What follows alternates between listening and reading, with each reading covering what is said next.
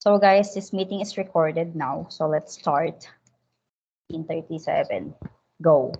Okay. So good day, everyone. We are here today to discuss how socially aware are we to the issue in our community. But before we start, let me introduce our group first. I'm Maria Resal Silvino, and my group members are Maika Marie Trinidad, and she will be discussing the poverty, which is our major issue. The second one is homelessness. The third one is healthcare. The fourth one is unemployment, to be discussed by Micaela Parina. And the last one is education, to be discussed by Miriam Quesada. So let's start with our major issue, which is poverty. Okay, so one of the major problem or issues here in the Philippines is poverty. So poverty is a state or condition in which a person or community lacks the financial resources and essentials for a minimum standard of living. And here are some main causes of the poverty. First is limited access to education. Second is income inequality. Third is corruption. And lastly, overpopulation. How does poverty affect our country? It will reduce economic productivity due to a large portion of the population being unable to contribute effectively to the workforce. Second, poor access to the healthcare and nutrition. Third is limited access to quality education. And lastly, higher crime rates might take place. And how can we address poverty? Addressing poverty in the Philippines requires a multifaceted approach that involves improving education, healthcare, infrastructure, land reform, as well as promoting economic growth and reducing income inequality. As a student, we can contribute to lessen poverty in our country by addressing poverty through advocacy and volunteer work, such as raising awareness through our social media accounts, support education, fundraising, and advocacy for change. So thank you so much, Micah. Our next topic is homelessness. So it is a social problem for four reasons. First, it is a threat to societal goals. A good society aims to make the lives of each member in it as good as possible. Homelessness works against those aims by requiring a vast amount of resources that could be spent on other important things.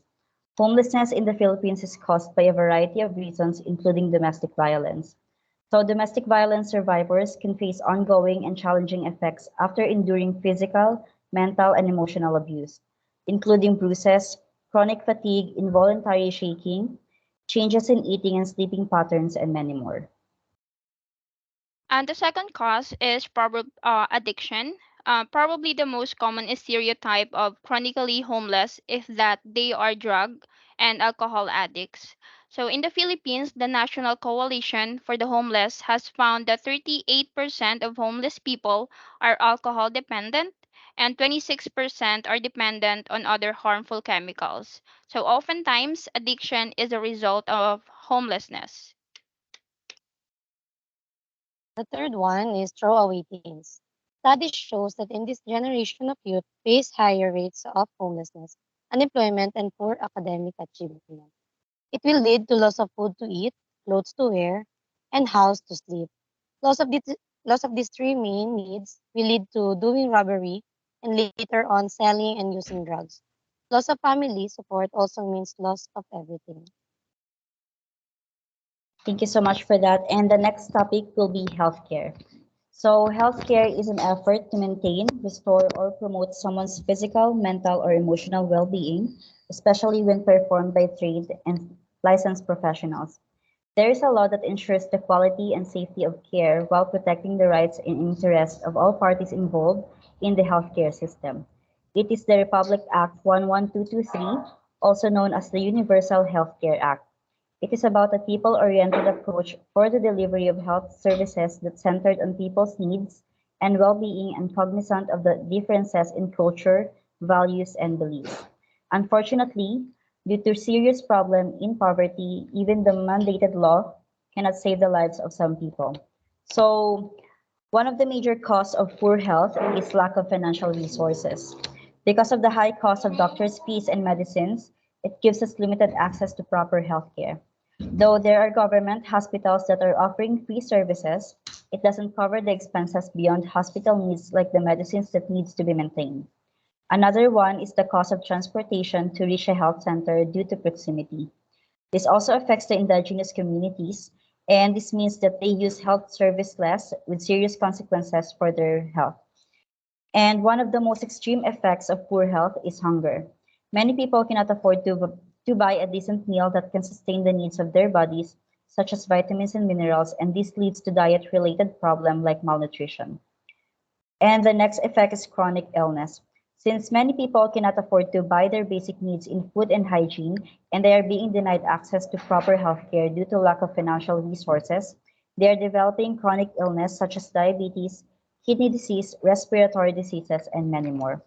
So the next topic will be unemployment to be discussed by Micaela Parina. Thank you very much. So one of the issue that we have here in the Philippines is unemployment. So what is unemployment? This is a condition of one who is capable of working, actively seeking work, but unable to find any work. So there are lots of reasons or causes why the unemployment rate in the Philippines is very high, and I have listed at least four causes. So the first one is job vacancy and skill mismatch among Filipino graduates.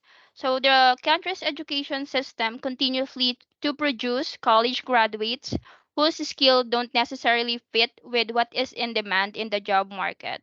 So the second one is lack of quality graduates. So just because universities in the Philippines produce thousands of graduates means they are ready to take on available jobs. So while it's understandable that they have at least minimal experience, many of such graduates don't qualify on basic requirements posted on job vacancies. So according to the Professional Regulation Commission or PRC, licensure exam result of several profession have less than 50% passing mark as of 2016. So the third one is discrimination and unreasonable job requirements. So in our country, a simple job vacancies gets too many applicants. So as a way to pre-qualify applicants, employers have set requirements that are otherwise discriminatory and unreasonable. So the last one is poverty cycle. Poverty can be a direct and indirect contributor to unemployment. So families under this category cannot send their children to school and ask them to contribute to the family by entering the job market early. So the cycle continues soon as they start their own family, as their children are at risk of following their footsteps of poverty.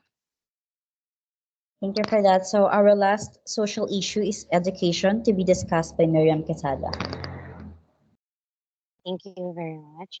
The next problem that we are facing right now in our society is lack of education.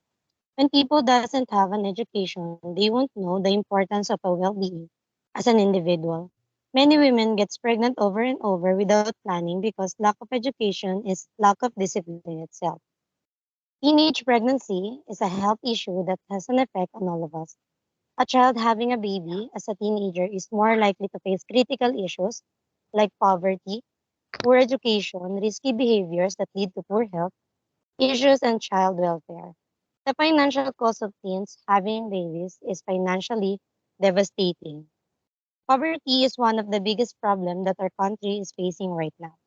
Most of the family are counted to a big group of family but not capable of giving the five basic needs of their children, which are shelter, food, clothes, health, and education.